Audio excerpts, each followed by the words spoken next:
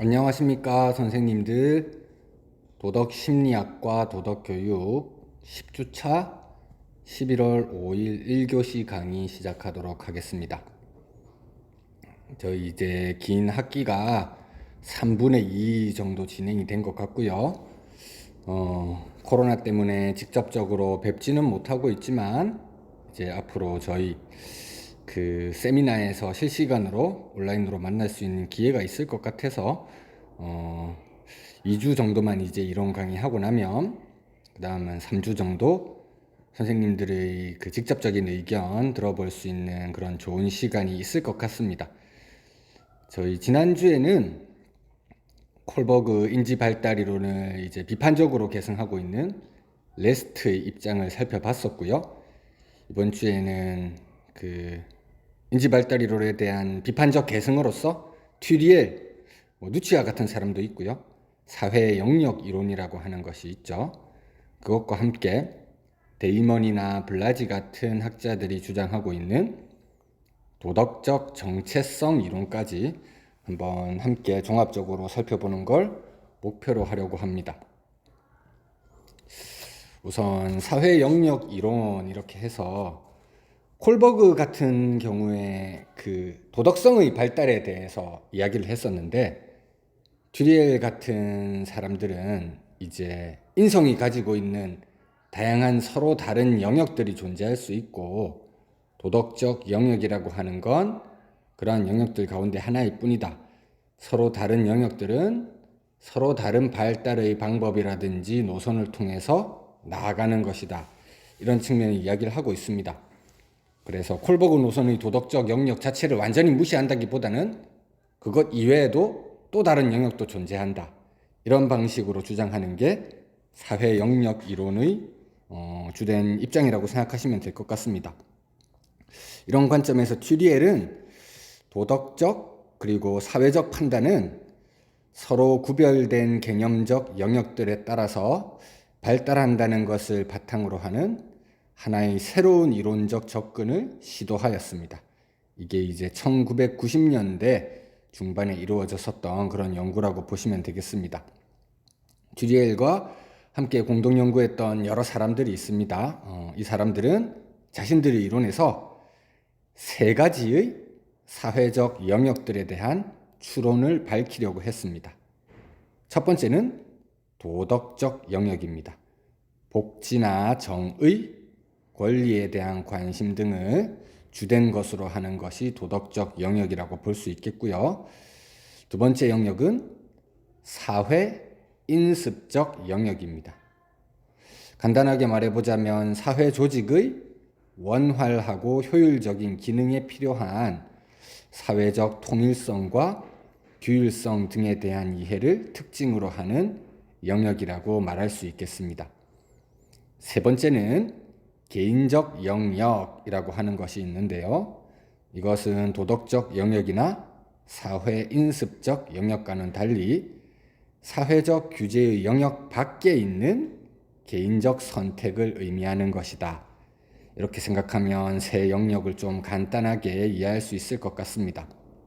이런 간단한 이해 이후에 이제 본격적으로 각각의 영역을 조금 더 자세하게 살펴보도록 하겠습니다. 먼저 첫 번째, 도덕적 영역이죠. 도덕적 영역은 기본적으로 신성하고 보편적이며 처방적이고 합의나 복종에 의해 변경할 수 없으며 피해와 같은 행동의 내재적 측면을 강조하는 것입니다. 보편적이라고 하는 말에서 알 수 있는 것처럼 모든 사람들에게 동일하게 적용될 수 있을 만한 그런 행위 규제의 영역이라고 말할 수 있겠고요. 처방적이라는 말을 통해 알 수 있는 것처럼 어떠한 행동, 반드시 해야만 되는 것에 대한 지침을 내려준다는 것 알 수 있겠습니다. 자, 그렇기 때문에 이런 도덕적 영역은 포괄적으로 보았을 때 저희가 이전 피아제라든지 콜버그 그리고 롤즈에 대해서도 제가 간략하게 언급한 적이 있었는데, 이런 사람들이 주로 다루고 있는 정의, 그리고 인간의 복지, 권리 등과 같은 개념을 포함하고 있습니다. 그리고 이제 이후에 말할 인습, 이것과는 다르게 도덕이라는 건 임의적이지 않고 행동에 내재한 요소들로부터 나오는 것으로 보고 있습니다. 예를 들어서 생각해 보자면 다른 누군가를 강제로 때린다거나 그 사람에게 피해를 주는 것은 우리는 일반적으로 도덕적으로 나쁜 것이다, 이렇게 생각을 하죠. 도덕적으로 나쁜 그 이유는 때리는 행동을 통해서 나타나는 해로움이 사회적 합의를 통해 발생하는 자의적인 것이 아니라 행동 그 자체에 내재한 것이기 때문이다. 그래서 인습과는 달리 도덕은 임의적이지 않고 행동에 내재한 요소들로부터 나온다는 주장이 가능한 것이겠죠. 도덕적 의무의 판단이라고 하는 건 사람들이 도덕적으로 해야 하는 바가 그들 자신의 개인적 욕구나 다양한 견해, 이상이나 제도적 실제로 인해 회피할 수 없는 필수적인 조건들, 이것들을 이루고 있다는 점에서 어떻게 보면 절대적이다라고 말할 수 있을 것 같습니다. 그런 측면에서 최초에 신성하며 보편적이다, 그리고 합의나 복종에 의해 변경할 수 없다, 이런 표현을 사용하게 되었던 것이겠죠. 이제 두 번째 영역인 사회 인습적 영역. 이 영역은 행동적인 단일성으로 정의됩니다. 다양한 사회 공동체마다 지켜야 할 인습은 다를 수 있겠지만 그 공동체 속에서 단일하게 소중하게 여기는 행동이 있을 수 있겠죠. 이러한 행동적 단일성, 그것으로 정의되는 인습은 사회 제도 내부에서 개인들의 상호작용을 조정하는 역할을 맡는다, 이렇게 추리엘은 주장하고 있습니다. 도덕적 영역과 어떻게 구분되는지 잘 이해가 가지 않는다, 이렇게 생각하실 수도 있으실 텐데, 도덕적 영역이 기본적으로 보편적이라는 그런 측면에서 볼 때 사회 인습적 영역은 행동적 단일성이라고 말하긴 하지만 각각의 다양한 사회마다 상대적으로 다른 인습이 있을 수 있다는 측면에서 보편성을 특징으로 하는 도덕적 영역과는 조금씩 다를 수 있을 것 같습니다. 대표적인 예를 들어보자면 식사를 하는 방식, 이런 것도 굉장히 다르죠. 스푼이라든지 포크를 사용해서 식사를 하는 서양의 문화권도 있을 것이고요. 동양 문화권, 특히 저희와 같은 동아시아 쪽은 아니겠지만 인도와 같은 문화 쪽에 가서는 손을 가지고 먹는 그런 음식 먹는 방법도 있겠죠. 다양한 서로 다른 어떻게 보면 예절이나 에티켓이라고 할 수 있는 그런 인습들이 있겠습니다. 말하는 방식 또한 각 사회마다 다를 수 있겠죠. 그리고 어떻게 보면 우리에게 중요하게 여겨질 수 있는 성 역할에 대한 태도, 이것 또한 사회 체계에 의해 결정된 사회적 행위로서 인습에 포함되는 것이겠죠.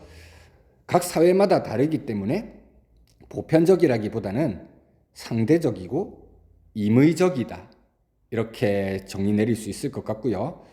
구성원들의 합의에 의해서 동일성을 유지하게 된다는 그런 특징을 가지고 있습니다. 이렇게 합의되고 승인되어서 사용되는 여러 가지 인습들은 한 사회 체제 내에서 기능하는 개인들의 안정적인 상호작용을 조정하게 되고요. 그것을 통해서 사회적인 조직화를 해내는 것을 목표로 하고 있습니다. 앞서 말씀드렸던 것처럼 이와 같은 인습들은 사회적 맥락에 따라 상대적인 것이라고 말할 수 있겠고요. 한 사회 체제 내에서 합의나 일반적 활용에 의해 변경될 수 있다는 점에서 임의적이라는 말도 쓸 수 있겠습니다. 그리고 이제 도덕적 영역과 구분될 수 있는 또 하나의 특징을 보자고 하면 사회적 인습, 이 영역과 관련된 행동은 도덕적 영역 내에서의 행동보다 비교적 덜 심각한 영향을 초래한다는 걸 알 수 있습니다. 저희가 예의 없는 사람, 이것과 도덕적이지 않은 사람, 두 가지 경중을 비교해 보면 쉽게 알 수 있겠죠. 예를 들어서 미국의 문화를 한번 생각해 볼까요? 저희가 지금 대학에서 강의가 이루어지고 있는데요. 대학 교수를 부를 때 저희는 보통 교수님 이렇게 해서 존칭을 부르면서 호칭을 하잖아요. 하지만 미국과 같은 서양의 문화에서는 굉장히 동등성을 가지는 인식이 있기 때문에 교수의 이름을 직접 부르는 경우도 있고요. 조금 공손함을 더하려고 하면 이제 미스터 정도 붙여서 호칭을 하죠. 이런 게 전혀 심각한 문제를 야기하지 않습니다. 이러한 인습은 사회적으로 합의된 규칙의 일부라고 말할 수 있겠고요. 특정한 사회적 집단의 원활할 유지를 위해서 필요하겠지만 그걸 어긴다고 해서 심각한 문제 상황까지 초래하지는 않는다. 그렇게 봤을 때 도덕적 영역과는 구분된다고 말할 수 있겠습니다. 방금 전까지 살펴봤던 도덕적 영역 그리고 사회인습적 영역과 달리 세 번째 영역인 개인적 영역, 여기에 해당하는 행동들은 도덕적인 관심과 사회적인 규율 이외의 문제로 간주되는 행동이라고 말할 수 있습니다. 그렇기 때문에 이 영역에서의 행동들은 당연히 개인적인 성격을 지니게 되겠죠. 그렇기 때문에 도덕적 관심이나 사회적 관례 또는 인습적인 요구에 의해서가 아니라 각 개인이 가지고 있는 스스로의 선호에 의해서 규율되는 영역이다. 이렇게 판단해 두시면 되겠습니다. 도덕적인 영역에 속한 행동은 객관적이고 보편적인 특징을 가지고 있었죠. 그리고 사회적 관습이나 인습, 이 영역에 속하는 건 상대적이라고 이야기했습니다. 개인적 영역의 행동 또한 상대적으로 차이를 가질 수 있겠죠. 사회인습적 영역과 비교해 봤을 때는 보다 심화된 상대성이라고 이야기할 수 있겠습니다. 보통 사회인습적 영역에서의 상대성은 관습적 상대주의 이렇게 말할 수 있겠고요. 개인적 영역에서의 상대성은 개인적 상대주의라고 말할 수 있겠죠. 사회인습적 영역에서 보았을 때 문화가 다르다고 하면 행동적인 일치를 위해서 사람들을 규율하는 그런 규칙 같은 게 다를 수 있겠죠. 하지만 그런 규칙들에 속하지 않는 개인들이 다양한 행동들이 있을 겁니다. 이것은 단순히 개인의 선택의 문제로 남겨두게 될 텐데요. 그렇게 인습의 영역에서 행동의 일치를 위해 규율되는 행동에도 포함되지 않는 그 외의 개인적 선택의 영역이 개인적 영역이다. 그렇게 생각해 두시면 좋을 것 같습니다. 자, 이제 도덕교육에서 주요 접근법에 대한 영역 이론적인 비판이다 이렇게 되어 있거든요. 이제 튜리엘이라든지 누치 같은 사람도 사회 영역 이론 같이 연구했던 사람인데요. 이 사람들이 연구하던 당시에 도덕교육에서 이제 주된 위치를 차지하고 있던 입장이 저희가 앞서 많이 다루었었던 인지 발달 이론이 있을 수 있겠고요. 직접적으로 다루진 않았지만 레스트 4구성 요소 모델 이야기할 때 리코나의 인격 교육론 이야기 말씀드렸었죠. 이 두 가지가 주요 접근법이었습니다. 왜냐하면 인지적 발달에 대해서만 이야기하다 보니 사실 학생들이 소중하게 받아들여야 할 만한 그 사회의 바람직한 전통이라든지 관습 이런 것에 대한 이해가 너무 부족한 면이 있었기 때문에 바람직한 예전의 전통으로 돌아가자, 학습자들에게 유독한 인격을 만들어줄 필요가 있다 이렇게 해서 어떻게 보면 전통적으로 강조되던 인격 교육이 인지 발달 이론의 반동으로 다시 강조되는 그런 흐름이 이제 튜리엘이 자신의 연구를 시작하던 시기에 주된 두 가지 흐름이라고 할 수 있을 것 같습니다. 그래서 이런 영역 이론에서는 당시 주요한 도덕교육의 접근법이었던 인격교육과 인지적인 발달론 두 가지 모두가 사회적 지식에 대한 영역의 구분 자체를 제대로 하지 않는 점에서 도덕교육적인 실천 제시하는 것에 한계를 노출할 수밖에 없다. 이렇게 주장을 하고 있습니다. 특히 이제 콜버그에 대한 비판, 튜리엘이 직접적으로 많이 하고 있는데요. 콜버그 같은 경우에 인습 수준에서 벗어나서 인습 이후 수준 6단계에서 정의라고 하는 최종적인 이상향으로 나아가는 것을 주장하고 있기 때문에 어떻게 보면 인습은 벗어나야 할 어떤 대상으로 여겨지는 그런 주장에서의 한계가 있을 수 있는데요. 이런 주장 속에서도 튜리엘이 볼 때 인습 수준에서 인습 이후의 도덕성으로의 발달적 계열성이라는 콜버그 자신의 주장에도 실제로 도덕과 인습의 개념이 마구 뒤섞여 있다, 이렇게 주장을 하였습니다. 튜리엘의 관점에서 보자면 인습적인 도덕성, 이것이 인습 이후적인 도덕성보다 반드시 선행한다, 이렇게 말하기는 어렵다는 것입니다. 인습적 도덕성에서 더 발달하면 인습 이후의 도덕성으로 나아가는 것이 아니라 인습이라고 하는 별개의 경로가 있고 도덕이라고 하는 별개의 경로가 있다는 것이죠.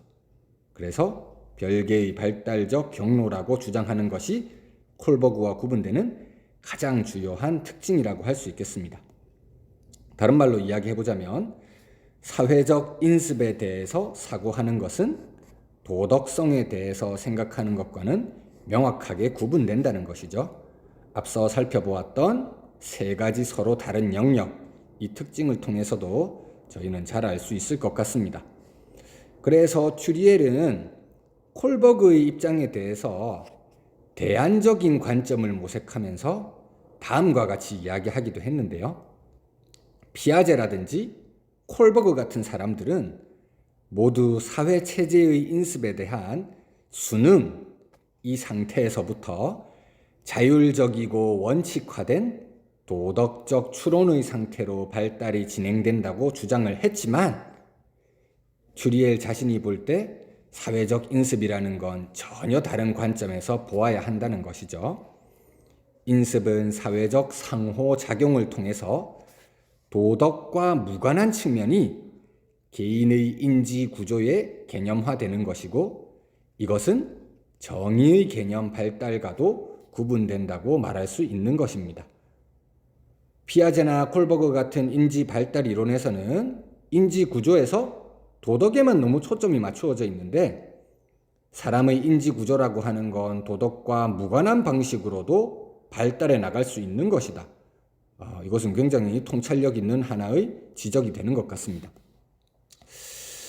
이런 주장을 뒷받침하기 위해서 튜리엘은 사회적 규범을 위반하는 행동의 여러 가지 목록을 작성하거든요. 그리고 어린 아동들을 대상으로 여러 가지 연구를 펼칩니다. 그 결과를 통해서 다음과 같이 도덕과 인습을 구분하고 있습니다. 이제 첫 번째, 사회적 인습이라는 건 대체 가능하지만 도덕적 행동은 그렇지 않다. 인습은 임의적이지만 도덕은 보편적이라고 이야기했었죠. 두 번째, 사회적 인습이라고 하는 건 권위자, 관습, 그리고 집단의 동의에 의해서 결정되는 것이지만 도덕적 행동은 그렇지 않다는 것입니다. 동의를 초월해 있는 보편성 지적하고 있는 것이고요. 세 번째, 도덕적 영역의 위반은 사회적 인습 영역의 위반보다 더욱 심각한 것으로 인식된다. 앞선 부분에서 한번 언급했었던 말씀이고요. 그렇다고 해서 이 영역 이론에 근거한 도덕교육, 튜리엘 방식의 도덕교육이 콜버그 노선의 인지적 발달 이론을 완전히 거부하는 것은 아닙니다.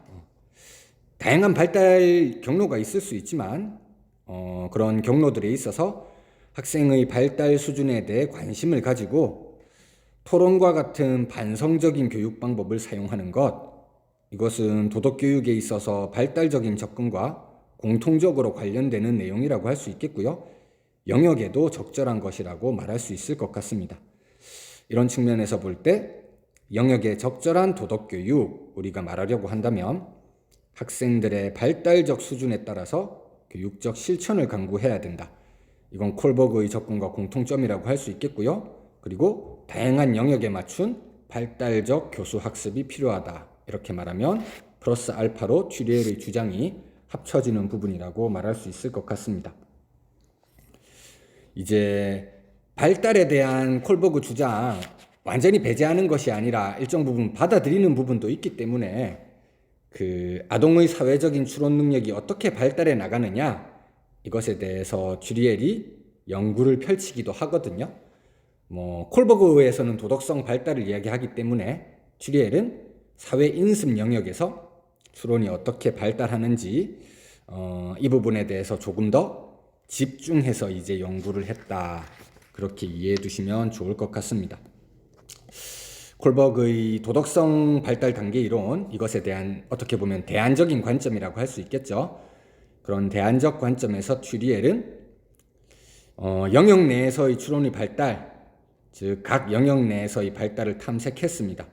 저희는 그 중에서 사회인습적 영역 속에서의 추론에 대해서 한번 살펴볼까 하는데요. 튜리엘은 사회인습적 추론이 7단계의 발달 순서를 거친다. 이렇게 자신의 연구 결과를 통해서 보고하고 있습니다. 사회인습적 영역에 관한 연구를 통해서 튜리엘은 인습에 관한 아동들의 이해, 그러한 이해는 아동 자신이 가지고 있는 긍정 그리고 부정의 수준을 따라 진행됨을 밝혔다는 측면에서 상당히 특징적이라고 말할 수 있습니다. 그 전의 단계에서 긍정되었던 이해가 다음 단계에서 부정되는 것. 선생님들 그 독일 관념론 철학자 헤겔 방식에서 변증법 많이 들어보셨죠? 정반합 이야기를 하는데요. 그 정과 반 이야기하는 것이라고 생각하시면 좋겠습니다. 그렇게 보자면 이제 1, 3, 5 이게 긍정이 되겠고요. 2, 4, 6은 각각 인습의 부정으로 설명될 수 있겠죠. 이러한 부정의 단계에서 그런 단계들은 하위 단계에서 상위 단계로 학습자들이 발달해 나가기 위해서 이제 일시적으로 비평형을 경험하는 시기라고 생각해 두시면 좋을 것 같습니다. 이러한 비평형은 각 개인이 사회 조직이나 인습에 대한 자신의 현재 사고방식을 적용하는 데 있어서 모순이라든지 불일치, 갈등을 경험할 때 일어나는 것인데요. 이러한 갈등은 학습자 자신이 가지고 있는 사고의 적절성을 다시 평가하게 만듭니다. 그리고 그 평가의 결과 특정 인습을 부정하도록 만들기도 하겠죠. 부정의 단계에서 비평형은 사회 인습에 대해 새로운 인식을 하도록 합니다. 왜냐하면 보다 낮은 단계에 있는 요소들이 새로운 사고 단계로 변형되면서 통합되는 순서를 거치기 때문이라고 말할 수 있겠죠. 이러한 주장들을 통해서 튜리엘은 부정의 단계들이 그 자체의 분명한 특성들을 가지고 있고 긍정과 부정 사이의 변증법적인 이행은 사회인습적 개념에 대한 구성과 재구성이 계속적으로 발달해 나간다는 사실을 반영하는 것이다. 이러한 주장을 하고 있습니다. 1단계에서부터 7단계 이제 나이에 걸쳐 가지고 점차 발달해 나가는 그런 모습을 보여주는데요. 시간 관계상 진행을 하면 조금 애매할 수 있을 것 같아서 잠시 끊었다가 2교시 시작하면서 그 단계들에 대해서 한번 살펴보도록 하겠습니다.